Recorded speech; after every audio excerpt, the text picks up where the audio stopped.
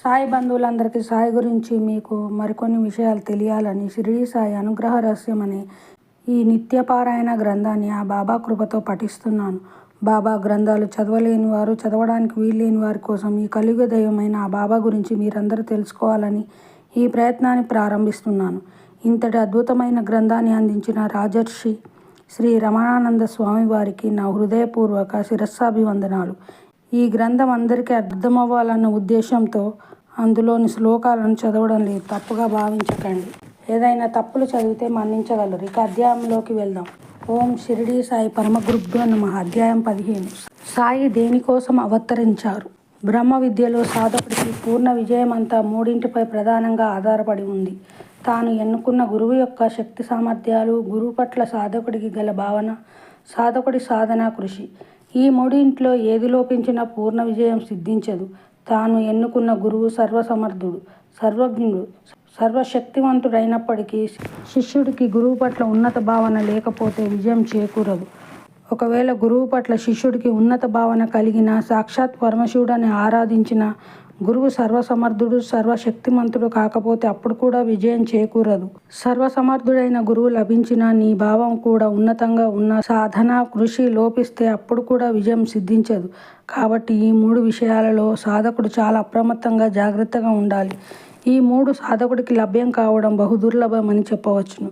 కారణం, సాధకుడు తీవ్రంగా సాధన చేయాలంటే అతడు శుద్ధ సంస్కారవంతుడై పవిత్రుడై ఉండాలి. ఒకవేళ సాధకుడు ఈ భాగ్యాన్ని కలిగి ఉన్న సర్వసమర్థుడు, సర్వశక్తిమంతుడు, సర్వజ్ఞుడైనట్టి పరమగురువు లభించడం బహు కష్టం. దొరికిన వారిని గుర్తించి వారి స్థితి ఏమిటో, ప్రవర్తన ఏమిటో అవగతం చేసుకోవడం ఇంకా కష్టం. కాబట్టి ఈ మూడు సాధకుడికి ఎప్పుడు సిద్ధిస్తాయంటే భగవంతుడు ఒక వేషం వేసుకుని వస్తే గాని ఇది సాధ్యం కాదు. పవిత్రులను రక్షించడానికి, అపవిత్రులను నాశనం చేయడానికి, ధర్మాన్ని నిలబెట్టడానికి ప్రతి యుగంలోనూ నేను అవతరిస్తానని శ్రీకృష్ణ పరమాత్మ పలికారు. భగవంతుడు ఈ మూడు కార్యాలు సాధించడానికి అవతరిస్తాడు. పవిత్రులను రక్షించడానికి, అపవిత్రులను నాశనం చేయడానికి, ధర్మమును స్థాపన చేయడానికి. శ్రీరాముడు అవతరించాడంటే ఎందుకోసమో చాలామందికి తెలుసు. రావణుని చంపడానికి, విభీషణ, సుగ్రీవుల లాంటి వారిని రక్షించడానికని. శ్రీకృష్ణుడు అవతరించాడంటే ఎందుకోసమో చాలామందికి తెలుసు. కంస, శిశుపాల, దుర్యోధనలను చంపడానికి, పాండవులను రక్షించడానికని. నరసింహస్వామి అవతరించాడంటే దేనికోసమో చాలామందికి తెలుసు. హిరణ్యకశ్యపుడిని చంపడానికి, ప్రహ్లాదుని రక్షించడానికని. కనకదుర్గ అవతరించిందంటే చాలామందికి తెలుసు. మహిషాసురుని చంపడానికని, సాధువులను రక్షించడానికని. కానీ షిరిడీ సాయినాథుడు అవతరించాడంటే దేనికోసమో చాలామందికి తెలియదు. సాధారణ సాయి భక్తులే కాదు, సాయి తత్వాన్ని ప్రచారం చేసే చాలామంది ప్రచారకులకి, రచయితలకు కూడా తెలియదు. కారణం కలియుగ ప్రభావం, కలియుగ కల్మషం, కలియుగ జనుల అజ్ఞాన మౌఢ్యం. చాలామంది భక్తులు షిరిడీ సాయి భక్తులైనా కాకపోయినా సాయి ఒక సిద్ధపురుషుడని, యోగి అని, యోగశక్తితో కొన్ని లీలలు, చమత్కారాలు ప్రదర్శించారని, లోకాలు పోగొట్టారని, కోరికలు తీర్చారని అనుకున్నారే గాని షిరిడీ సాయినాథుడు సాక్షాత్ కలియుగ దివ్య సాధు అవతారమని, సాక్షాత్ పరమశివుడని గ్రహించలేకపోయారు. ఎవరినైతే సాయి సంపూర్ణంగా అనుగ్రహించారో వారు మాత్రమే ఈ సత్య నిగూఢ పరమరహస్యాన్ని గ్రహిస్తారు తప్ప అందరూ గ్రహించలేరు. శక్తి చాలదు. అందుకే సాధారణ జనుల వలె చాలామంది సన్యాసులు, స్వాములు, పీఠాధిపతులు, మఠాధిపతులు, యోగులు, జ్ఞానులు, భక్తులు, పండితులు సాయి సిద్ధుడని భ్రాంతిపడ్డారే తప్ప సాయి సాక్షాత్ పరమశివుడని, యావత్ ప్రపంచానికి బ్రహ్మ జ్ఞాన భిక్షను ప్రసాదించడానికి వచ్చిన పూర్ణ పరబ్రహ్మమని అవగతం చేసుకోలేకపోయారు. ఇదే మాయా అసాధారణ లీలా విశేషం అంటే. శ్రీరాముడి అవతారపు రహస్యాన్ని గూర్చి రామకృష్ణ పరమహంస వారు ఇలా అంటారు. సాక్షాత్ పూర్ణ పరబ్రహ్మం రాముడిగా అవతరించారని 8 మంది మహర్షులకు మాత్రమే తెలుసునట. మిగతా మహర్షులు, సిద్ధులు గ్రహించలేకపోయారట. పవిత్రులు, తపోసంపన్నులు, జ్ఞానులైన మహర్షులు, సిద్ధులైన మహాత్ములే గ్రహించలేనప్పుడు సాధారణ జనులు గ్రహించలేదంటే ఆశ్చర్యమేముంది?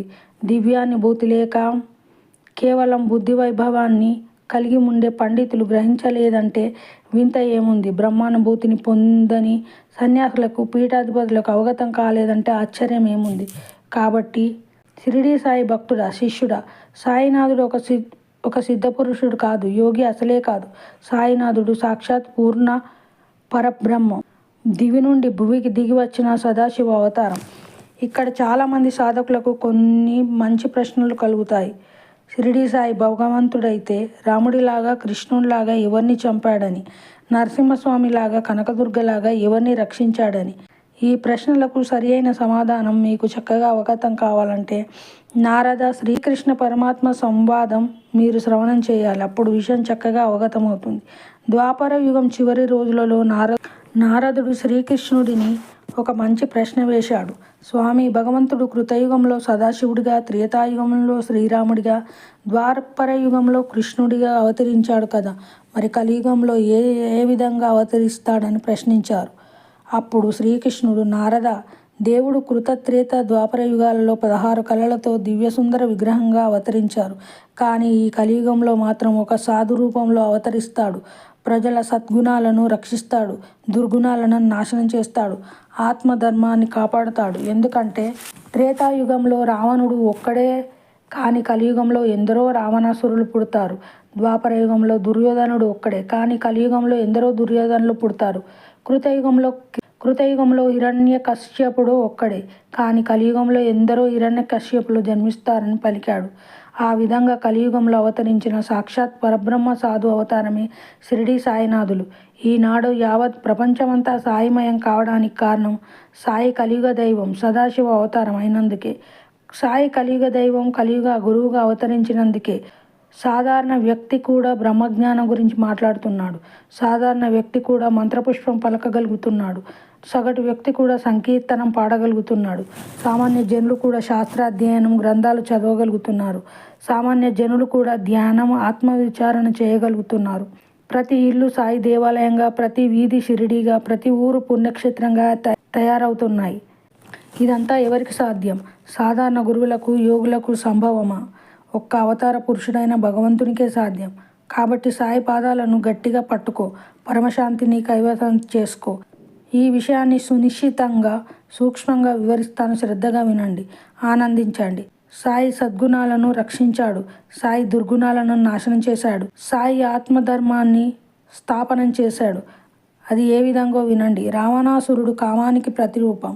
ఎవరు అధర్మంగా ఇతరుల వస్తువులను, వ్యక్తులను, విషయాలను అనుభవిస్తారో వారంతా రావణాసురులే. అందుకే సాయి అధర్మ కామం తగదని ఎందరినో వారించారు, ఎందరినో మార్చారు. ఈ విధంగా సాయి ప్రతి మనిషి మనసులోని అధర్మ కామమును కలిగించే రావణాసురుడనే దుర్గుణాన్ని నాశనం చేశాడు. ధర్మయుత కామాన్ని అనుభవించమనే సద్గుణాన్ని కలిగించాడు. హిరణ్యకశ్యపుడు దేశానికి ప్రతిరూపం. ఎవరు ఇతరులను విమర్శిస్తుంటారో, ఎవరు ఇతరులను నిందిస్తుంటారో, ఎవరు ఇతరులను దుఃఖానికి గురి చేస్తుంటారో వారంతా హిరణ్యకశ్యపులే. అందుకే సాయి ఎవరిని ద్వేషించవద్దు, నిందించవద్దు. ఇతరులు నిన్ను అవమానించిన సహనంతో ఉండు. ఒకడు ఇతరులను నిందిస్తే నన్నే నిందించిన వాడవుతానని, నా గుండెలు చీల్చిన వాడవుతా అని పలికారు. కాబట్టి ఎవరిని మానస వాచ కర్మన ద్వేషించవద్దని, ప్రతీకారం సాధకుడికి తగదని, అవి జన్మజన్మలు సాధకుడిని వెంటాడుతాయని సాయి ద్వేషం అనే హిరణ్యకశపుని చంపి ప్రేమ అనే సద్గుణాన్ని పెంచి రక్షించాడు. దుర్యోధనుడు లోభత్వమునకు ప్రతిరూపం. ఎవరు నేను మాత్రమే సుఖంగా ఉండాలని, ఎవరు నేను మాత్రమే గొప్పగా ఉండాలని, ఎవరు నేను మాత్రమే అన్ని అనుభవించాలని కోరుకుంటారో, ఎవరు ఇతరుల నాశనాన్ని కోరుకుంటారో వారందరూ దుర్యోధనులే. అందుకే సాయి మనిషికి లోభత్వం తగదని ఎందరినో మార్చారు. లోభత్వం అనే దుర్యోధనుడిని నాశనం చేసి త్యాగం అనే సద్గుణాన్ని రక్షించాడు, సృష్టించాడు. మహిషాసురుడు మోహానికి ప్రతిరూపం. ఎవరు ఈ లోకం శాశ్వతం అనుకుంటారో, ఎవరు ఈ క్షణికమైన వస్తువులు, వ్యక్తులు, విషయాలు, కళలు శాశ్వతం, సత్యం అనుకుంటారో, ఎవరు ఈ లోకంలో నేను శాశ్వతంగా ఉంటానని భ్రమపడతారో వారంతా మహిషాసురులే. అందుకే సాయి ఈ లోకం అశాశ్వతమని, శాశ్వతమైన పరమాత్మ సన్నిధిని పొందమని, వస్తువులు, వ్యక్తులు, విషయాలు అసత్యమైనవని, సత్యమైనవిది బ్రహ్మం మాత్రమేనన్న వివేకం, వైరాగ్యం అనే సద్గుణాలను రక్షించి మోహమనే మహిషాసురుడిని నాశనం చేశాడు.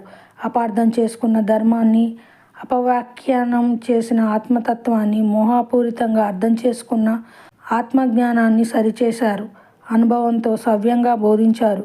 నిగూఢమైన ఆత్మతత్వ ధర్మాలను లీలలతో భక్తులకు అవగతం చేశారు. అత్యంత రహస్యమైనట్టి, నిగూఢమైనట్టి ఆధ్యాత్మిక తత్వపు రహస్యముడులను లీలలతో అవగతం చేశారు. బ్రహ్మదేవుడు కూడా వాక్తో, మేధ సంపత్తితో చెప్పలేని ఎన్నో తత్వ విషయాలను కేవలం మౌనంగా భక్తులకు అవగతం చేశారు. సంకుచితమైన మత ధర్మాలను నాశనం చేశారు. మనోపవిత్రత లేని ఆచారాలను, నియమాలను నాశనం చేశారు. బావిలోని కప్పవలే సంకుచితమైన, పరిమితమైన జ్ఞానం తగదన్నారు. మా దేవుడే గొప్పవాడు, మిగతా వాళ్ళు అల్పులనే అజ్ఞానాన్ని, మౌఢ్యాన్ని నాశనం చేశారు.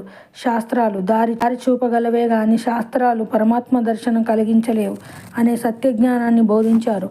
ఒక నిజమైన సన్యాసి ఎలా జీవించాలో ఆ విధంగా జీవించారు. ఒక నిజమైన సాధువు ఎలా ప్రవర్తించాలో ఆ విధంగా ప్రవర్తించారు. ఒక నిజమైన యోగి ఎంతటి శక్తి కలిగి ఉండాలో ఆచరణలో చూపించారు. గురుస్థానంలో ఉన్నవాడు ఎంతటి సమర్థుడై ఉండాలో, ఎంతటి శక్తి కలిగి ఉండాలో చేతలతో నిరూపించారు. కాబట్టి సాధకుడా, షిరిడీ సాయినాథుడు అవతరించింది కేవలం నీ కోరికలు తీర్చడానికి కాదు, నీవు కోరికలు కోరని స్థితిని కలిగించడానికి, కేవలం నీ బాధలు తీర్చడానికే కాదు, నీ బాధలే బోధలు చేయడానికి, కేవలం నీ కష్టాలు నష్టాలు తీర్చడానికే కాదు, కష్ట నష్టములనే దెబ్బలతో నిన్ను దైవ విగ్రహంగా మార్చడానికి. నీ చేత పారాయణం చేయించేది నీకు కేవలం పుణ్యం ప్రసాదించాలని కాదు, నీపై అనుగ్రహాన్ని కురిపించడానికి.